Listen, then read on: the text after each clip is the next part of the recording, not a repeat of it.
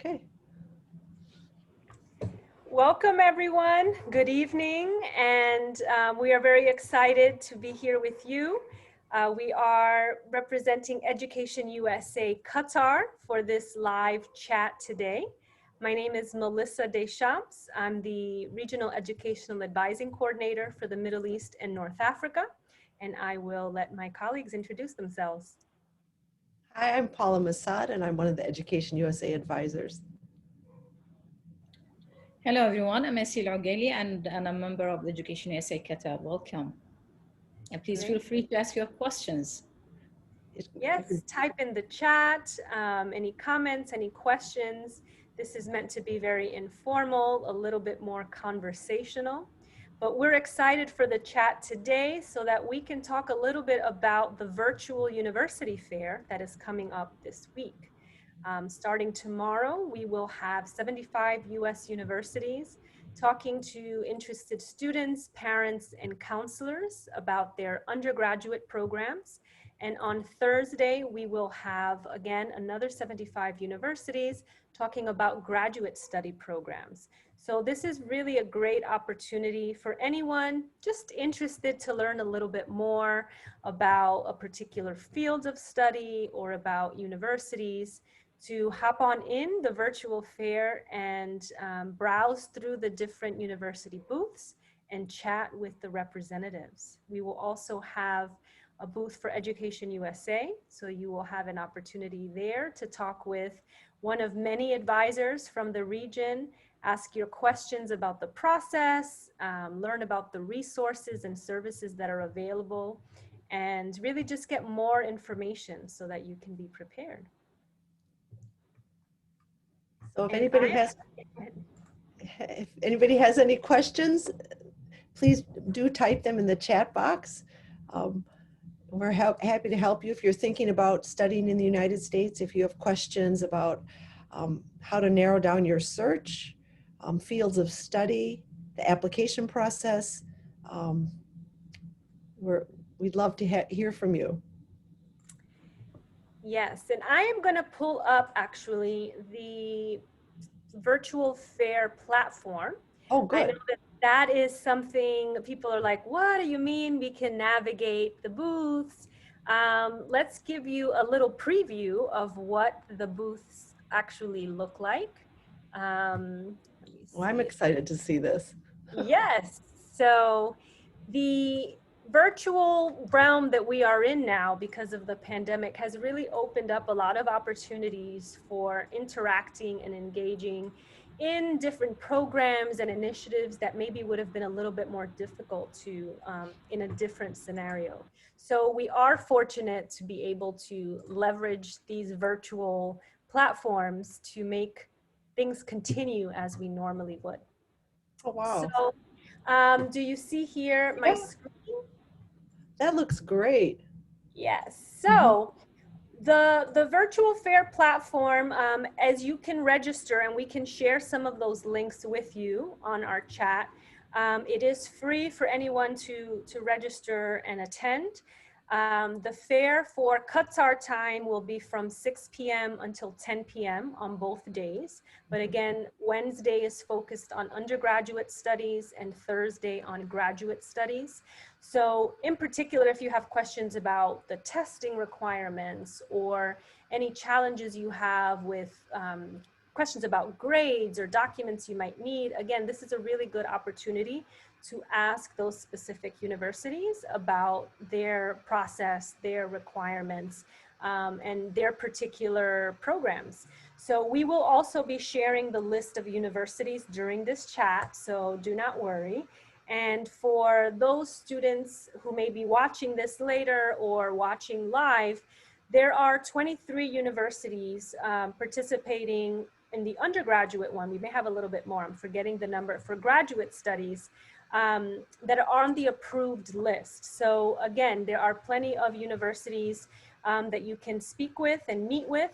And for those of you that are bound by the approved list, that helps you narrow down who you should be talking to. So I know that tends to be a question as well for many students. How do you figure out who to meet with? But first, let me give you a little preview of the virtual platform. When you arrive to our page, you will get a nice welcoming message letting you know that we have institutions there ready to meet with you. So this is the virtual pavilion that you will be That's joining. very To, impressive. yes, I all like that. Education USA branded. That's so We cool. are being hosted by American councils, and then we have U.S. Embassy and consulates that will be participating as well. So again, as best as we can give you a little taste of a pavilion and a fair and a convention, we have that here. So I am going to show you right now what's available here, which is our booth for Education USA. So what you will have the opportunity to do when the event is actually live is scroll through the different booths that are available from the universities. So we will have them divided into two groupings so that as you're scrolling through, it's a more manageable number alphabetically. So at the booth, yeah. So when they come in, is it the menu up on the left-hand side? Is that where they can choose? There will be a menu for them. Well, they will have to log in. Okay. So all the registrants will have created their own login. Okay. So they'll come in and then they can navigate from the menu. Oh, then, okay, I see. Here, we will have obviously the listing of the different pavilions, which are still kind of, the universities are putting their materials and things there. They're being populated now, okay. Yes, and then there will be also a help desk. So if you're not sure where to go, or you're stuck, or you're having some issues, we're always gonna have people at a help desk to be able to direct you or help answer some questions. And then you have the university booths, but we will also have on the webcast's agenda and videos, we will have some recorded information sessions that you can watch at any point during the fair. And some of these are little quick videos and tips about application writing or about researching your options or any of the various topics that we cover through Education USA programs. But again, it's a way for you to get some tips, some insights, and additional information. So it's fairly straightforward to navigate through. Again, there's the different pavilions that you'll get to pick. Some of the universities are already set here, so you can see as you scroll down, their names, their logos will be there. And again, you'll be able to click into the various booths, and then there will be information that you can download. There will be people at the booth whom you can live chat with, ask your questions. So it should be exciting for those that haven't done virtual fairs before. It does give you a chance to kind of hop in and out from conversations and really gather good information in a short period of time. So these are just some of the universities that are here for the undergraduate day. Tomorrow, as you can see, some of the booths are still being developed, but a great. So when you click on the booth, Melissa, where's the Education USA? Is it in? It's no, because you're in the universities now. So I'm in the universities pavilion, so you'll see undergraduate and then Education USA and country booths. So when the students click on the booth, then they can come in and then they have the option right away to talk to somebody. Yeah, so there will be it'll look a little bit different for them. Okay. This part, but this information will be available for them here, like all of the links and things that we share, and then they're able to chat. So is it a video chat? Is it where they'll be able to see face to face? They have that video option? Chatting is an option, but it's not the automatic. So it's mostly going to be text chat, and then the start of the text chat will be kind of in the room. So any advisors or any university reps that are in there will be, or any other participants will be able to see the questions that are being asked. But at any point, that conversation can be taken one-on-one with the representative, especially in our Education USA booth, for example, where we will have people from different countries represented. And so if there's a specific student from, let's say, Tunisia, for example, who's asking a question and the Tunisia advisor is there, they can take that conversation one-on-one so that the advisor can directly speak So with like them. a breakout room? There's a Yes. breakout So room. that's generally how that will be. And then there will also be different links available right now. Again, we're still adding material to this for the week, but there will be videos that you can access. There will be documents that can be downloaded, and then contact information, because this Education USA booth will be for the whole MENA region. Nice. And excluding Iran, Iran will have their own booth. They will have some Farsi speakers available there. But generally, you'll be able to interact with students as advisors from around the region or even beyond. We do have students registering from outside of the Middle East and North Africa, which is great as well. And then again, it's just a good place to start if you're not sure where to go. For universities, if you want to talk through a little bit some of your considerations, what you are thinking about studying. But this is visually what the virtual fair is going to look like for tomorrow and Thursday. And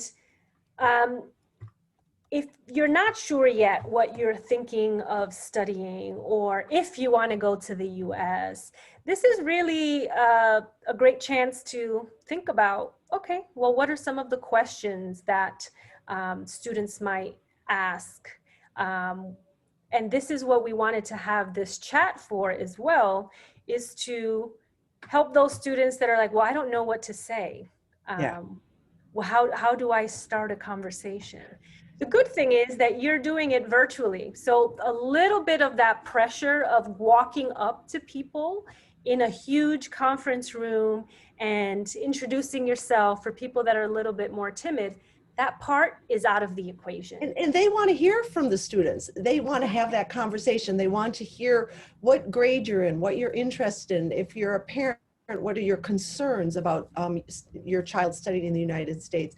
If you're a student who really doesn't have any idea what he or she wants to do, just start by talking to some of these admission folks in these virtual booths. It's a great way just to start learning and start engaging, for sure. It's a good opportunity for them to meet with lots of representatives from different universities. And there are lots of universities, as Melissa mentioned, that taking part in this university fair, and they are on the approved list by the Ministry of Education and Higher Education here in Qatar.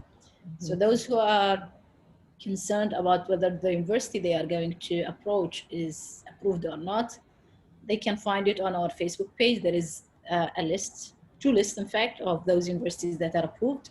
So we really encourage anyone who is watching us, anyone who is interested to join this fair, to check this list. Sure. And also, a lot of times the students have questions about how are they going to fund their college, how are they going to pay the fees? So they want to know if there's scholarships available. So this is also a good chance to ask those questions. What kind of financial assistance is available for international students? Question we get a lot. And each university or college handles that a little differently. So great opportunity to ask those questions. Yeah, and with regard also to the requirements, as we always mention in our sessions, different universities, different institutions have different requirements. So it's an opportunity for them to get to know what is required by each university, by each college, so that they get well prepared. Especially that lots of students now are in the process of applying. And and not only the academic piece, right? What else does the college offer? What kind of clubs, what kind of sports, what kinds of things can the student participate in that he or she enjoys, apart from academics? That may be very important. So a great chance to find out what the college offers, not only in the college, but what does the city offer? What does the community offer where that college is located? What's the weather like? Yeah, You special have weather. everything. Because lots of people, it's an obstacle for them to talk about the weather and get to know, to live in a place which has a totally different weather. Some people enjoy it just like me, but others no. Yeah, I mean, are you ready to live in some snow? Are you ready to experience the freezing cold? So Sure. lots of things to think about and great chance to explore. Yeah. Yeah. Yeah. So, Asil, you want to share some of that in Arabic as well? I mean, the highlights or Yeah, sure, why not? بالنسبة للمتابعين إذا كنتوا حابين بأن تتعرفون على دراسة الولايات المتحدة الأمريكية عن كثب، فإن شاء الله يوم غد يوم التاسع، ويوم التاسع من الساعة 6 حتى الساعة 10 ليلا بتوقيت قطر، ستكون هناك الجلسة الأولى أو الدورة الأولى الإديوكيشن فير، اللي هو معرض الدراسات الأمريكية اللي ينسق قسم أو فريق الدراسة الولايات المتحدة الأمريكية اللي تابع إلى الميدل إيست أفريقيا، ويوم التاسع من الساعة 6. Oops. I think there is a tech glitch. I don't know. Oh. Yeah. فممكن للطلاب وممكن أهاليهم وممكن أيضا مرشدين مدارس ممكن أن يحضرون هذه الجلسات، وممكن أن يسألون عن يوم غد إن شاء الله يوم التاسع سيكون مخصص فقط للدراسات الأولية، بمعنى طلاب الذين يطمحون بدراسة البكالوريوس بإمكانهم أن يحضرون. وأيضا هناك جلسات خاصة بالنسبة للجامعات التي تقدم برامج الدراسات العليا إن شاء الله يوم 10 من شهر ديسمبر، أيضا من الساعة 6 حتى 10 توقيت قطر. ممكن الطلاب أو الأساتذة الجامعيين أو الباحثين المهتمين بالدراسات العليا أيضا أن يشاركون معنا وأيضا يسألون أسئلة عن الدراسات العليا اللي هي الماجستير والدكتوراه.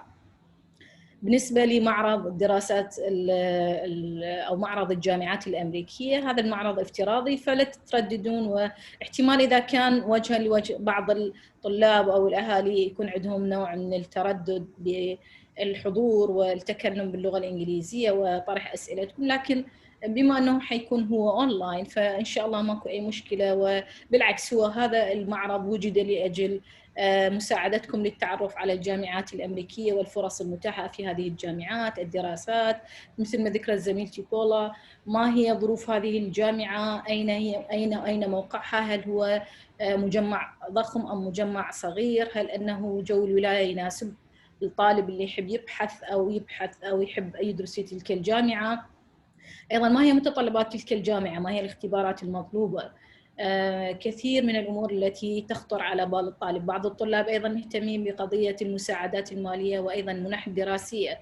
ممكن الطالب أنه يسأل بنفسه ويدخل على البوث اللي خاص بالجامعة ويسأل كل هذه الأسئلة. ومثل ما ذكرنا هناك قائمة موجودة على صفحتنا على الفيسبوك، صفحة السفارة وصفحة Education USA قطر، موجودة فيها قائمة، يعني حاولنا أنه نوفر لكم قائمة بكل الجامعات التي موجودة ضمن قائمة وزارة التعليم والتعليم العالي هنا في قطر، والتي تعترف بهذه الجامعات وتعتبرها ضمن قائمتها التي حصلت على الموافقة، وهذه الجامعات المشاركة في معرض يوم غد واليوم بعد غد إن شاء الله. فنرحب بكم مشاركتكم إذا كنتوا طلاب أو عوائل الطلاب، أو إذا كنتم من مرشدين مدارس أو مرشدين أكاديميين، أرحب بكم بمشاركتكم. ويا ريت تبلغون أي شخص تعرفوه يحب يدرس في أمريكا حول المعرض الذي سيقام يوم غد إن شاء الله. كما ذكرنا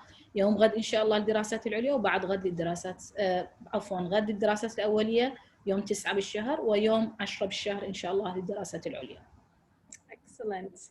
So again, if you're watching live, I know we've had a couple people hop on the live, and you have any questions or thoughts or comments, please feel free to share those on there, and we will monitor that as well for those that do catch the recording later on. So if you are watching the recorded version, you can still ask your questions. We will come back and answer you. So it's really a good chance, as we've been saying, for those that maybe are still on the fence, to just really figure out what to ask somebody. So if you're not sure what to ask, there will probably be other participants in the booth, in the chat room, that are also asking questions. And so you'll get an opportunity to see the types of questions that are being asked. And if not, you can just go in and introduce yourself. Just say, I'm just here looking around. I'm a student from Qatar. I'm not sure if I want to study in the US, or I'm not sure if I want to study engineering, or whatever the case may be. It can be just a chat, and I mean, or don't. it could be, you could be ask those questions, those kind of personal questions. You may be thinking about, what's the housing like on the campus for an incoming freshman, or if you're a graduate student, what housing is available. You may be thinking about that. Also, how big is the college or university? How many students? What is it? What is class size? When we talked about fees. What are meal plans? I mean, you may be thinking, what am I going to be eating there? That may be something that you think about. Or how easy is it to get around the city? Do they have public transport if you're not going to have a car? Just these little details that may come into your mind about, transitioning to the United States. What would it be like to live there? What's that community like? What part of the And United States? Yeah. And right now with COVID, you might be very interested to know what are the things that have been put into place regarding COVID. Are there decisions about the type of teaching that's being done, whether it's hybrid or fully on campus? It's important to ask those things that are on your mind that could be of concern, and that is a big one Yeah. for students, just to know what facilities are available on campus. Are people getting tested before they start the term, during the term? Those are the types of things that, again, you have a person from the university available to answer the questions. And even if they can't, if you ask something super specific that they don't have an immediate answer for, again, you will be able to make that connection with the person and get a response from them later. So And that made again, me think, Melissa, that made me think about the standardized testing, because we get a lot of questions. Do I need to take the SAT test? Do I need to take TOEFL? Do I need to take IELTS? What is required? We know for fall of 2021 that most schools are test optional. And so that means that you don't need to take the SAT or the ACT, those standardized tests. They've waived that requirement, but what's still required is the English language proficiency test. That has not been waived. And so you need to, this is an opportunity to speak with the admissions officers about those requirements. What score do you need to have? Do they take Duolingo, for example? Do they take IELTS? Do you have to do TOEFL? So a great chance to find out those answers and what scores are needed to get into school, to get into college. Yeah. and another thing that is great about this is you will see universities that you probably have never heard of. Mm. Um, and just because you haven't heard of them doesn't mean they're not very good schools. So I think this is also really a nice chance to learn about other options that maybe you hadn't realized were an option or hadn't thought about. And so even if you have specific schools that you already have in mind to speak with, this would also be a nice chance to, explore a little bit beyond that list that you might have and say, this school, I've never heard of this. I wonder what they offer. And just pop in and see. You never know what that conversation and that exploration can lead to. Paula had already mentioned thinking about all of the different factors that include weather, that include size of university, and a lot of other living experience type questions that you would want answered for yourself. And so this is a good way to maybe learn about an option you didn't think about, that there's a school that is close to another one you recognize, and maybe you can take courses at both and not just at your institution. So you have the chance to really be part of two university communities or a larger university community.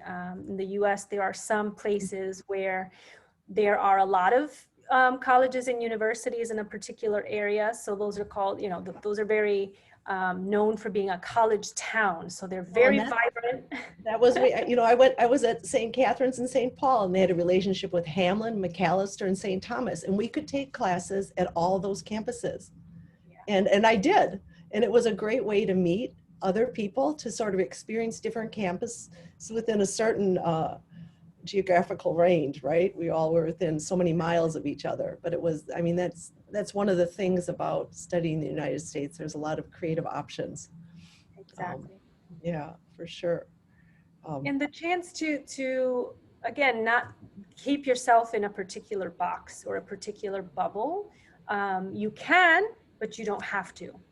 So there really is the chance to network beyond your major, network beyond your university. And so with those opportunities to cross-register sometimes, or take classes in nearby institutions, or participate in intramural sports or inter-university sports, clubs and organizations that allow you to be competitive or just collaborative.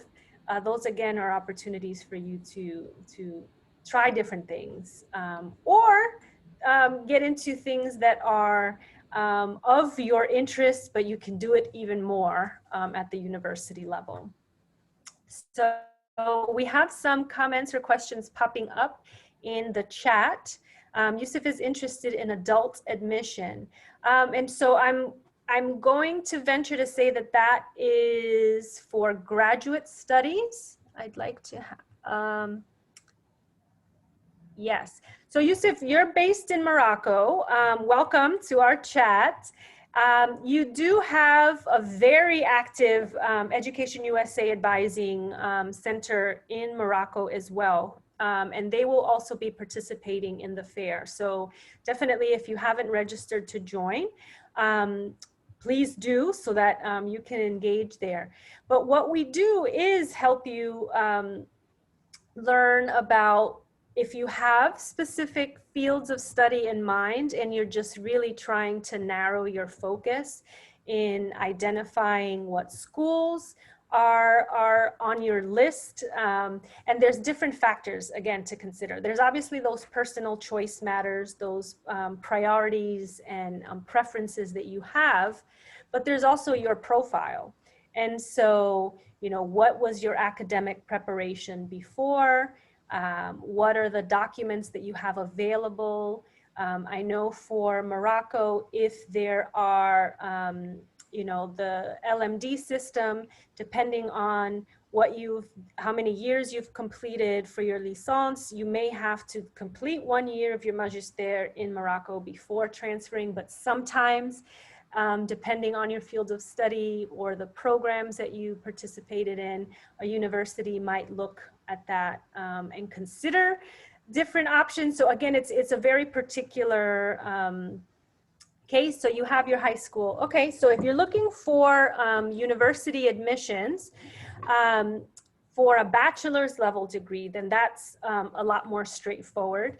In the US, we do have institutions that accept non-traditional students. And what the non-traditional students would be are those students who are starting at the bachelor's level potentially a few years after graduating high school. Okay, so if you're looking for that's what you can, you know, expect there. We will add the link for registration here as well on the chat, so that you can register for the fair, and then also connect with the advisors from the region, but then also with some universities, so that you can talk to them about what requirements you would need to provide for their program. If you already have your fields of study in mind, again, you're able to check, you know, are the courses that are being offered within that program courses that you're interested in? Does it meet the broader interests that you have or what you want to do with that particular major.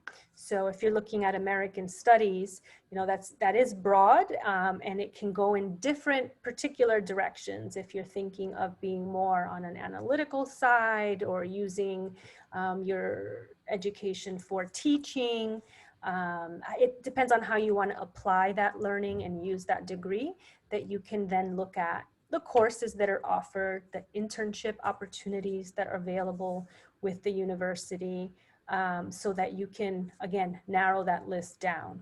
And then when it comes to some of the standardized testing as well, you want to choose universities that are within your range of scores. And why that is because, again, you want to be able to be successful through your application process, but also know that you're going to have the necessary support for your studies. And if you need additional English, is that available there? If you need, I mean, for American studies in particular, depends on, you know, how much math and science would be needed. But again, if someone's looking at a field that does require that, again, you want to make sure that you're entering at a place where you can be the most successful. So You made me think about one thing when you were talking, Melissa, and I don't know if this is of concern to Yusuf or not, but if students don't have the necessary English language proficiency to be accepted into the university, many universities or colleges offer sort of a readiness program, an English language proficiency program to help you get ready to study college. You can start out, depending on your level of English, at these pre-college, pre-university programs that feed directly into the four-year program. So something else to explore if you're not feeling very confident about your English language. There are ways to start in kind of a readiness program and transition to the four-year college. Really work on those skills. Yeah, and so in terms of whether you need a TOEFL exam, the TOEFL specifically may not be the only way to provide English proficiency, proof of English proficiency. So if you have an IELTS exam, if you've taken Duolingo, for example, those are other English proficiency test examples. There's also ITP, I think, or ITEP. I hope I'm not messing that up too bad. But there are different English language proficiency examinations that are available to students. And on an admissions page, or if you join and ask the admissions officers, they can tell you which tests they accept. And then if you've taken, let's say, Duolingo, but the scores that might be referenced on the admissions page, although most days now, if they accept the other one, they'll have the range in the different scoring formats. So it'll tell you, okay, if the range of accepted students' TOEFL score is within this range, the equivalent in an IELTS is this, and the equivalent in the Duolingo is this. And so you're able to then gauge where you fall within the ranges that they discuss. Sometimes if you've studied your high school years in a school that has taught fully in English, there are some cases where you may be able to apply for a waiver of that English language proficiency test. But again, that's something that has to be coordinated and confirmed with the specific university, so that there are, the documents that are required for that, they would explain what that is. The follow-on question here about reasonable charge. Reasonable college fees. Yeah, so the range is wide, so in the same way that there are more than 4,000 US universities that are accredited to offer degrees, you have that same broad range of tuition that's being charged or assessed. So there are community colleges. So community colleges are one of the options, and in particular when fees are of a concern, but that's not the only reason. people start out at community colleges with the type of study program, I should say, that the US follows, where if it's more liberal arts and you're taking general education courses, such as your math and science, English, literature, different courses that aren't specific to a major, you're able to do a lot of those courses at a community college and transfer those credits into then a 4-year degree program. A lot of community colleges have articulation agreements, or these are already pre-arranged agreements with other 4-year degree granting institutions so that your credits can more easily transfer. And even when they don't have those set agreements, that is something that can again be evaluated with institutions individually after the fact. So don't feel that that's a limiting factor if they don't have an agreement with a university that you later decide you want to go to. So again, that's one way to look at the cost factor. But again, there are also many universities that the tuition is of a more reasonable rate. Yeah. I don't know what's the term you used. I think sometimes people get stuck on those top 10 colleges that are listed, and those tend to be the pricier, fees.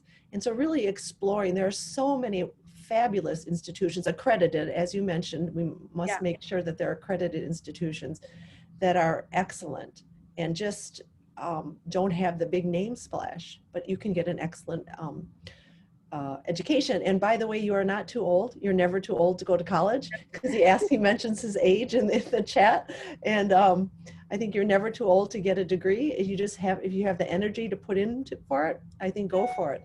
I went back and did my master's degree when I was older, and I survived. And I'm really pleased that I did. It was a big decision to make that commitment. It took me about 2.5 years, and I had 2 small children, but I did it. And so I think, if there's a will, there's a way. It doesn't matter how old you are. Yeah. My dad went back to finish his degree while I was an adult. So I mean, again, non-traditional students is a term that's used because traditionally students might go right after high school, but that's not the only path that exists. So not too old at all. And in terms of visas for community colleges, the challenge becomes, and we can't speak to visas specifically. We're not within a consular section to be able to address how and when they make those decisions. But generally speaking, when you're applying for a visa, really you have to demonstrate that you are a bona fide student, right? And so what is your plan by going to community college? Does it make sense that you're going to the US to pursue a particular degree? What's your plan beyond that? And so I think that's part of the key, that if you're applying for a community college, is it so that you just have an associate's? How does that help you? If your plan is to start out at a community college and go on to complete a bachelor's degree, what does that plan look like for you? Having that figured out and actually thought out is extremely helpful in the process, because it shows this isn't just kind of a haphazard, let me just try to go for this, figure it out, and maybe do other stuff.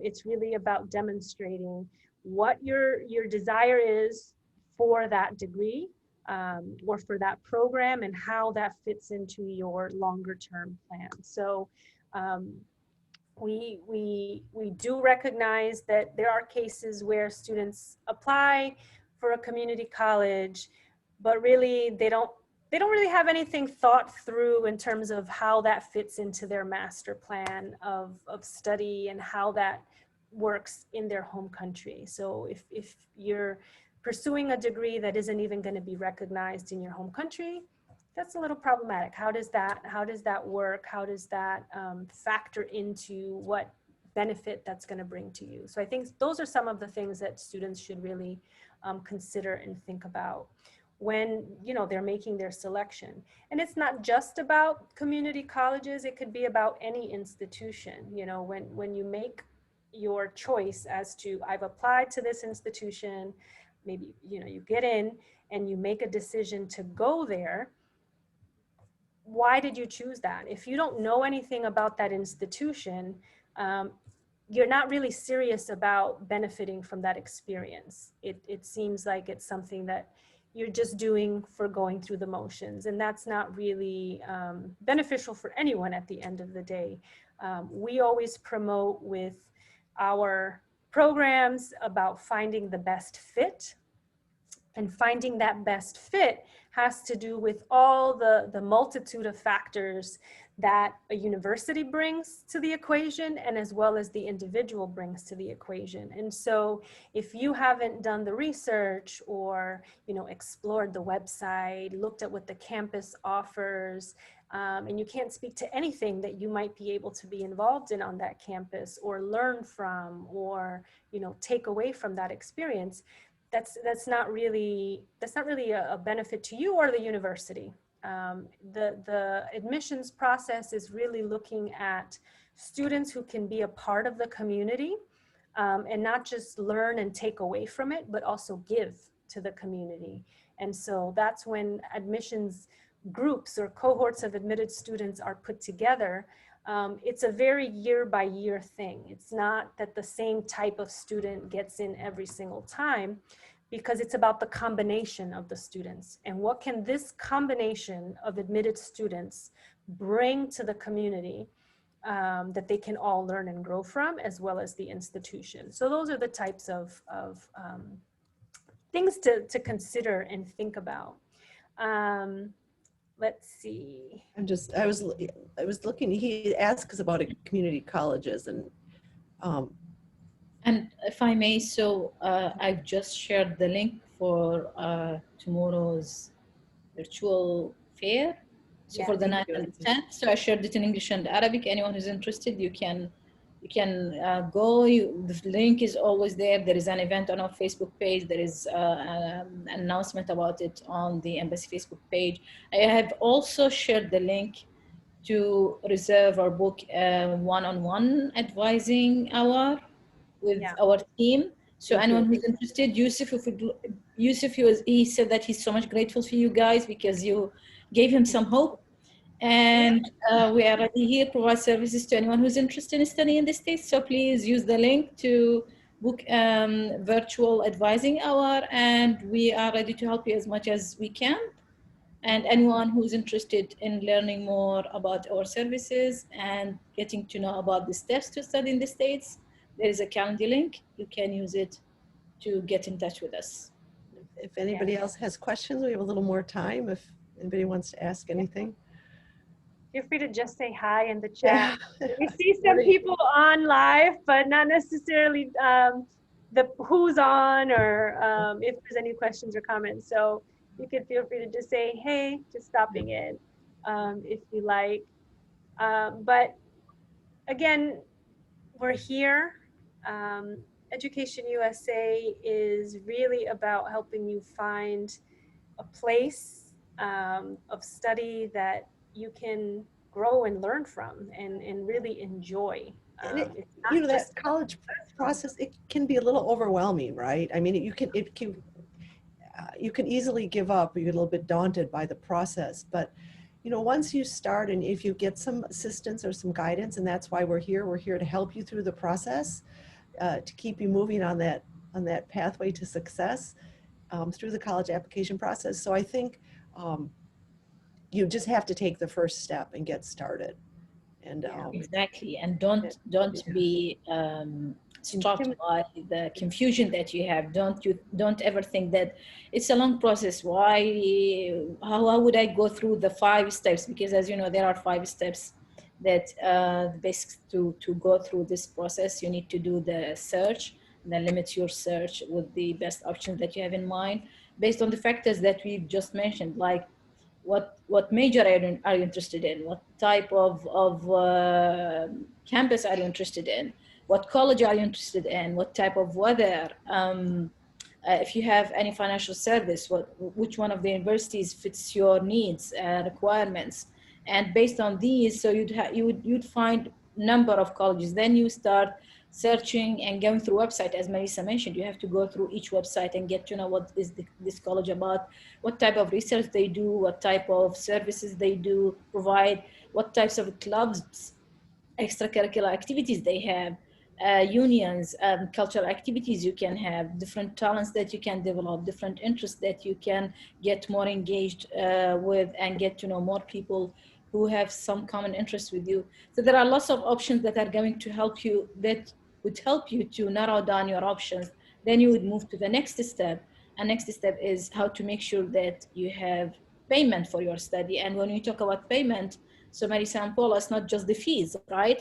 So they have to take into consideration the funding that they would need for housing, the money that they need for everyday needs, for their meals, as Paula mentioned. So for transportation, is it easy to move from one place to another? Is it if you would like to do some tourism and move from one city to another or state to another, how would you handle this? And you might be interested in visiting some relatives, some friends, and make relationships, build networks. So there are lots of options that you need to think of, but still, as Paula mentioned and Marisa, we are here to help you. Then you will move to the step of the application itself. In the application, that's why we are saying it's better for you that you join this fair to get to know what are the requirements of each college and get prepared with regard to like personal statement, recommendation letter, your transcripts, and all the other requirements, the English language placement test.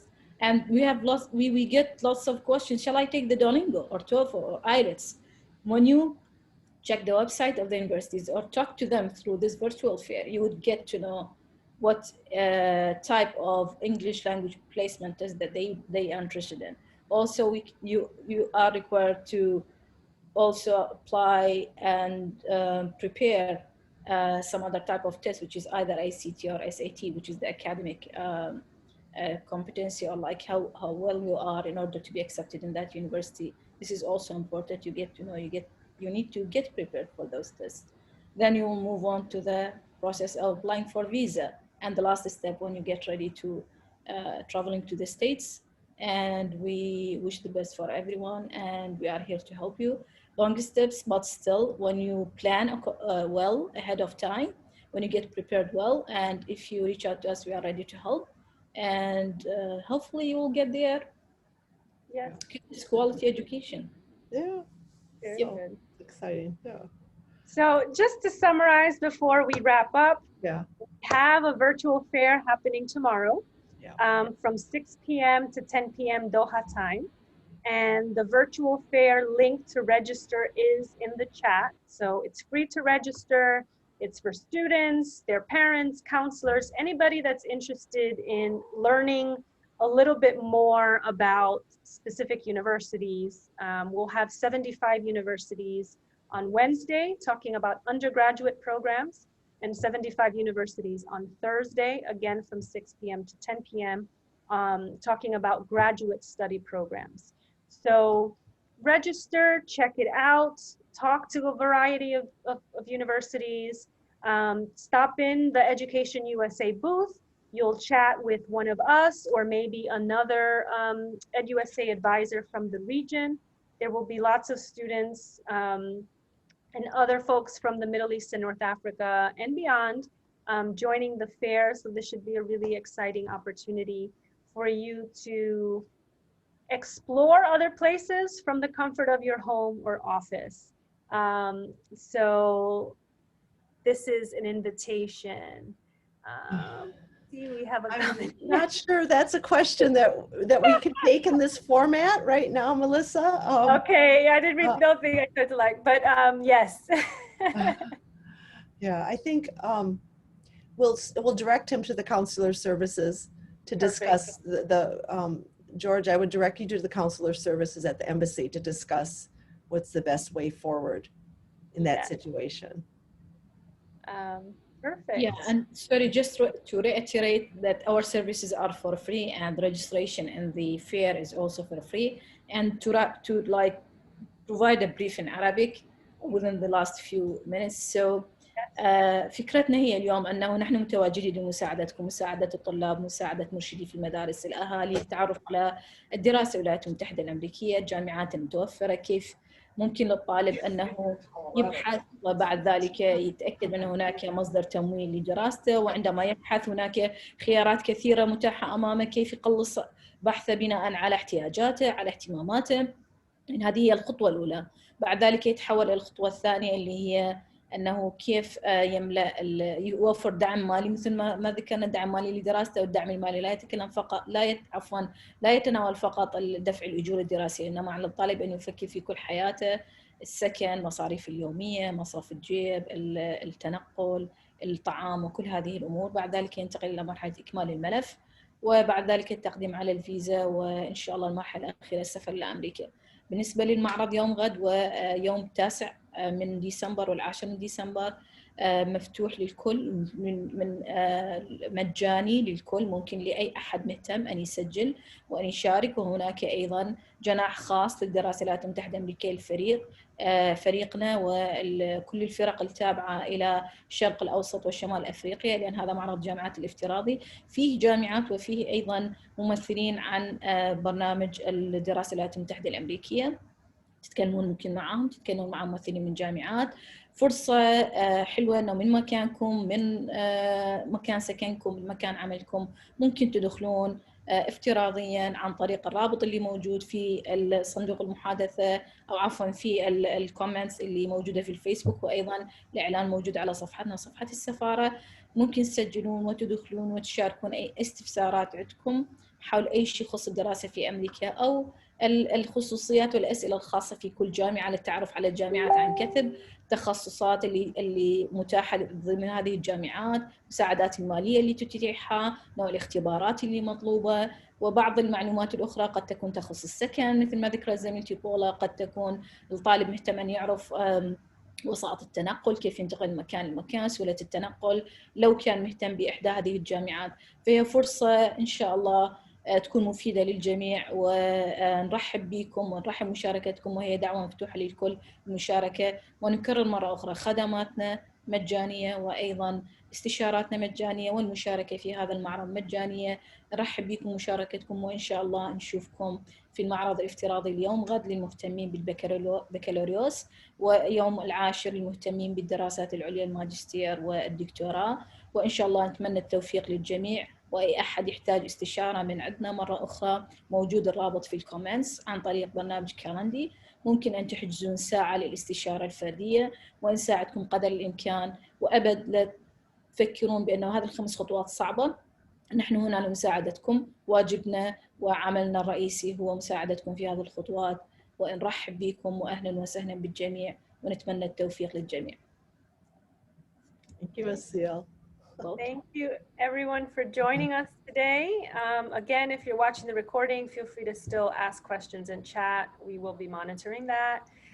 But we hope to see you at the virtual fair this week, or at any of the sessions hosted in the days and weeks to come as well. Absolutely. Thank you. Thank you for joining us. Shukran Thanks, Melissa, for the virtual tour of the fair. I'm very excited. Yes. Little preview. Yeah. Thank you so much. You're welcome. Thank you.